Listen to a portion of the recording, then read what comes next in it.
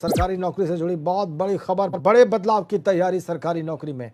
चयन के बाद पहले 5 साल तक संविदा पर तैनाती होगी और 5 साल बाद ही मौलिक नियुक्ति की जाएगी। बेरोजगार को अब तो खुलकर रोड पे आ जाना चाहिए यार, मतलब एकदम हद कर देते हैं लोग यार। अगर आज आप अपने हक की लड़ाई, आज आप अपने अधिकार के लिए अगर नहीं जागे, नहीं खड़े हुए, अगर समूह ख और ग की भर्ती में बड़े बदलाव की तैयारी है प्रदेश सरकार की। अगले 5 साल तक ज्वाइनिंग के 5 साल तक संविदा पर तैनाती। दोस्त इतना शेयर करो, हर भाई तक पहुंचाओ। अब हमें वो मुहिम फिर से उठा लेनी है। एक बार उस मुहिम को दोबारा जिंदा करना है यार। संतोष शर्मा हमारे साथ हैं। संतोष, ये बहुत बड़ा चेंज होगा, बहुत बड़ा बदलाव होगा, क्या जानकारी मिल रही है आपको? देखिए, बिल्कुल उत्तर प्रदेश सरकार अब सरकारी नौकरी की शुरुआत उत्तर प्रदेश में संविदा से शुरू करने जा रही है। यानी कि अगर उसको उत्तर प्रदेश में समूह ख और ग में नौकरी करनी होगी तो पहले 5 साल तक टेम्परेरी बेस पर काम करना होगा, संविदा के तौर पर काम करना होगा, जिसमें उसका मूल्यांकन किया जाएगा कि वो कैसा काम करता है, उसका परफॉर्मेंस रिपोर्ट किस तरीके से तैयार की जाएगी, उसके बाद उसको परमानेंट किया जाएगा। यहां पे आप ध्यान दीजिएगा। लेकिन अगर आज आप नहीं बोले, अगर आज आप अपने हक की लड़ाई, आज आप अपने अधिकार के लिए अगर नहीं जागे, नहीं खड़े हुए, अगर रास्ते पे नहीं चले, अगर आप सामने नहीं आए, तो दोस्तों सिर्फ आप नहीं, आपकी आने वाली पीढ़ी भी उसी गर्त की खाई में चली जाएगी। जो आज आप अंधकार वाले दिन को महसूस कर रहे हैं, आज जो आप उठ करके घुटन भरी जिंदगी सुबह से देख रहे हैं, वह घुटन भरी जिंदगी, वह घुटन भरा दिन केवल आपको नहीं, आपको, आपके आने वाली पीढ़ी को, और ये दर बदर पीढ़ी दर पीढ़ी ये आगे की ओर चलती रहेगी। दोस्तों, ये परिवर्तन, ये बदलाव क्यों नहीं किया जा रहा है ऐसे जगहों पर जहां से शासन सत्ता नीतियों का निर्धारण किया जा रहा है? मैंने इसके पहले भी ये बात रखा था ना कि नीतियां एसी में बैठे हुए लोग, जो यहां पर बंद चार दीवारी में जिंदगी भर पैदा हुए, एसी में जिंदगी जिए, एसी में, एसी गाड़ी में बैठ करके ऑफिस गए, उनको नहीं पता है कि धूल भरी हवा क्या होती है। वो किसानों के लिए नीतियां बना रहे हैं, जिनको ये नहीं पता कि चीनी की खेती की जाती है या गन्ने की खेती की जा रही है, वो गन्ना किसानों के लिए अवसर के बारे में बात कर रहे हैं। दोस्तों, ये कैसे चलेगा? ये कैसे चलेगा कि एक ऐसा तबका, एक ऐसा वर्ग आने वाले भविष्य का निर्माण कर रहा है जो देश के भविष्य से रूबरू ही नहीं है, जिसको पता ही नहीं है कि क्या सच है, क्या गलत है, जीवन की असली सच्चाई क्या है। दोस्तों, उनके यहां ऐसे नेता, मंत्री, अधिकारी ऐसे बनते हैं जैसे लगता है मां बाप की जागीर है, लेकिन एक गरीब परिवार का बेटा एसडीएम बन जाता है, उस क्षेत्र के लिए पूरी की पूरी क्या बनती है, मिसाल बन जाती है। लेकिन अब कैसे मिसाल बनेगी जब इस तरीके के कठोर कदम उठाए जाएंगे? आप क्या सपना लेकर के आने वाली पीढ़ी के लिए मुंह दिखाएंगे कि हां, हमने 10 साल तो मेहनत किया था लेकिन सरकार ने साथ नहीं दी, नीतियां बदल गई। क्या आने वाले दिनों में सिर्फ यही उपहास के साथ आप जीवन जीना चाहते हैं? नहीं, अब ये वक्त है, अब आपको जागना पड़ेगा, अब आपको उठना पड़ेगा, अब आपको अपने अधिकार की लड़ाई लड़नी पड़ेगी, अब आपको अपनी मांगों को मनवाना पड़ेगा।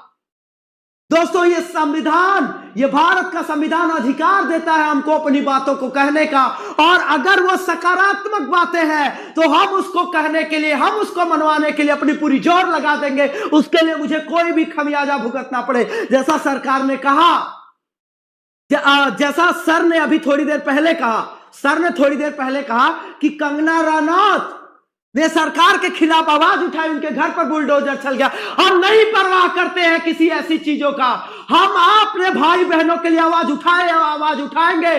महोदय, आप सुन लीजिए, देश का युवा जाग गया है, देश का युवा अपने अधिकारों को पहचानता है, देश का युवा अपने हक की लड़ाई के बारे में जानता है, देश का युवा अब आगे आने के लिए तैयार है। अब ये मनमानी बिल्कुल नहीं चलेगी, अब इस प्रकार की मनमानी हम बिल्कुल नहीं सहेंगे। महामहिम उस युवा की क्या गलती है जो आंखों में सपना सजा करके सुबह से शाम कर देता है, पूरी जवानी किताबों में खोया हुआ है और पता लगा एग्जाम के बाद उसको मिलता है क्या, वो ठगा ठगा महसूस करता है। महोदय, मैं आपसे पूछना चाहता हूं कि ये यहां पे प्रमुख रूप से शिक्षाविद, बड़े समाज सुधारक, सबके द्वारा यह कहा गया है कि देश का युवा, देश की जवानी जिधर चलती है देश उधर चलता है। अगर देश का युवा बदल जाए, अगर देश का युवा विकास के रास्ते पर चले तो देश को विकासशील देश से विकसित राष्ट्र बनने में देर नहीं लगता है। महामहिम ये युवा अपने लिए रोजगार के लिए लाठी डंडा, मतलब प्रदर्शन करे, लाठी डंडा खाए, उसके बाद न्यायालय जाए, न्यायालय में 5 साल को वैकेंसियां पेंडिंग हो और उसके बाद ये युवा आप उम्मीद करते हैं हम राष्ट्रगुरु बनने जा रहे हैं। अरे लानत है ऐसे राष्ट्रगुरु पर। जहां का युवा अपनी तैयारी छोड़ करके वो पता करता है कि हमारी सुनवाई कब हुई, हमारे पक्ष में हो रही नहीं, क्या कोई इसमें गड़बड़ी तो नहीं किया जा रहा है। महामहिम महोदय, आप याद रखिए, ये युवा है, युवा, और ये किसी भी परिस्थिति से निपटने के लिए तैयार है। आप जितनी चुनौतियां खड़ा करेंगे, ये युवा जाग चुका है अपने अधिकार की मांग के लिए, अपने अधिकार की लड़ाई के लिए। ये हर संभव खड़ा है और खड़ा रहेगा और अपनी मांग करता रहेगा। और दोस्तों, मैं एक बात पूरे गर्व से कह सकता हूं, गर्व नहीं पूरे विश्वास से मैं आपको कह रहा हूं, अगर ठान लिया तो चाहे वो एग्जाम हो, चाहे वो आंदोलन हो, दोस्तों सफलता हम लोगों ने प्राप्त करके रखा है और आगे वही सफलता का इतिहास दोहराते रहेंगे। कोई माइकलाल नहीं है जो हमारे इस मुहिम को कमजोर कर दे, लेकिन हां, उस मुहिम के लिए वही उबलता खून चाहिए, वही उबलता जोश चाहिए, वही उबलता यहां पर वही रवानी चाहिए, वही रवानगी चाहिए, वही दीवानगी चाहिए। दोस्तों, जरा एक बार आप ये सोचिए, एक के बाद एक कदम आगे बढ़ता चला जा रहा है, एक के बाद एक कदम आगे की ओर सरकार आपके खिलाफ बढ़ाती चली जा रही है। क्या हमारे आपके द्वारा किया गया मुहिम क्या सरकार के लिए पर्याप्त है? सबसे पहले निजीकरण, निजीकरण के बाद वैकेंसियां लटकाना। देखिए मानसिकता कैसे बना, हमें अन्य मुद्दों में भटकाया गया। और दोस्तों एक बात याद रखिएगा, अगर आप नहीं जागेंगे, अगर आप आज संवेदनशील नहीं हुए, तो आप याद रखिएगा जब चुनाव नजदीक आएगी, जब चुनाव नजदीक आएगा तो ये सरकार ऐसा माहौल बना देगी, पूरी दुनिया, पूरी भारत की हम बात कर रहे हैं, पूरा भारत संवेदना के साथ सरकार के साथ खड़ा होगा। नहीं नहीं, देश की बात है, नहीं, देश का केवल एक हित अब से होगा और वो है युवा, युवा का भविष्य। मैंने आपसे पिछले दिनों ये बात की थी कि मानवाधिकार की रिपोर्ट कहती है कि मारे गए, पूरे विश्व की मैं बात कर रहा हूं, केवल भारत की नहीं, मारे गए आतंकवादियों में 90% से ज्यादा आतंकवादी जो थे वो अच्छे आईआईटीज, अच्छे फेमस यूनिवर्सिटी के जो है कि इंजीनियर थे, उसके डॉक्टर थे, अच्छे अच्छे मैनेजमेंट के लोग जाते हैं।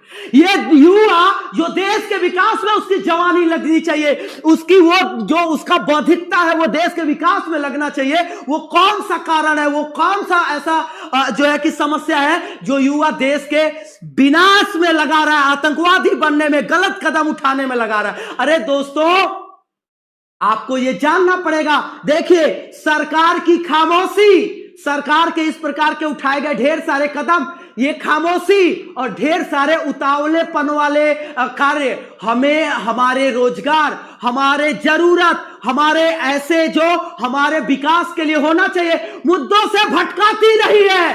अब ये मुहिम तभी रुकेगी, अब ये मुहिम तभी ठंडा होगी जब आकर के कहना हो पड़ेगा, मेरे देश के युवाओं, अब मन की बात, देश के जनता के साथ आपने बहुत खिलवाड़ किया, अब आकर के आपको यह संबोधन देना पड़ेगा। युवाओं के लिए आप क्या कर रहे हैं, कौन सी ऐसी धरातली कार्य है जो, अब देखिए आप आगे क्या करेंगे, आप हमें लॉलीपॉप देंगे, 50,000 करोड़ की हमें पैकेज नहीं चाहिए, अब हमें यह चाहिए कि आपने क्या किया है और आगे आप हमें ठोस प्रमाण दीजिए। आप ऐसे आयोग का चयन करिए जो हर साल कैलेंडर निकाले और स्थायी नियुक्तियां करे। यह देश भटकाव के रास्ते पर अब बहुत खामोशी हमने बर्दाश्त किया, अब ये आगे बिल्कुल नहीं चलेगा।